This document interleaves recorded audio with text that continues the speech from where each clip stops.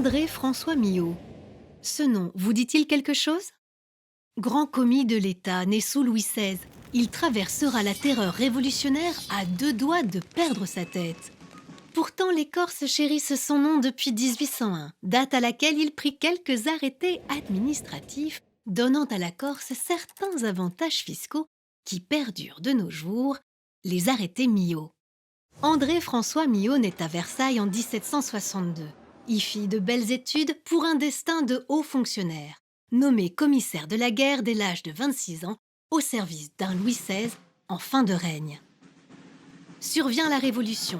Dès 1792, le fonctionnaire, horrifié, est contraint de s'adapter.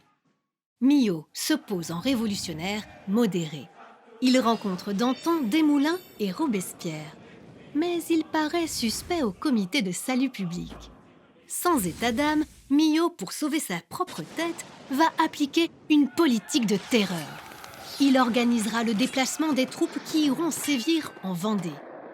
En 1795, Millot sera nommé ambassadeur de France auprès du duc de Toscane, l'occasion de rencontrer Bonaparte lors de sa campagne d'Italie et aussi de se lier d'amitié avec son frère Joseph, une amitié qui marquera sa carrière.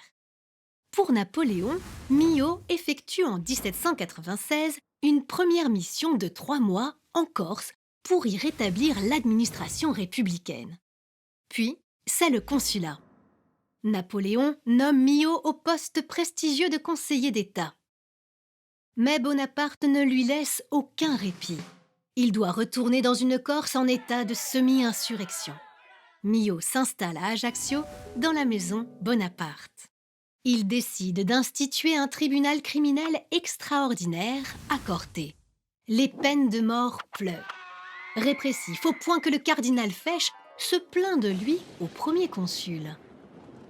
Il faut mettre au mérite d'André-François Millot d'avoir embelli la ville d'Ajaccio. Il crée la place du Diamant et un jardin botanique.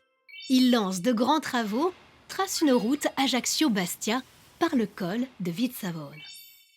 En 1801, Millot constate une grande pauvreté partout sur l'île et l'indigence de l'évêché de Sagone. Il rédige alors les arrêtés Millot, instituant, entre autres, des dérogations sur les droits de succession. Pas de sanctions en cas d'absence de déclaration. Sa carrière se poursuivra en Italie aux côtés de Joseph Bonaparte, devenu roi de Naples, qui le fait comte de Mélite. Puis en Espagne, une fois son ami devenu Joseph Napoléon Ier, roi d'Espagne.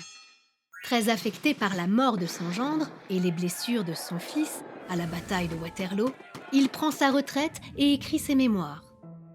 Fonctionnaire incorruptible, il mourra presque pauvre, sa maison réquisitionnée. Voyant sa piètre situation, le tsar Alexandre lui apportera son aide.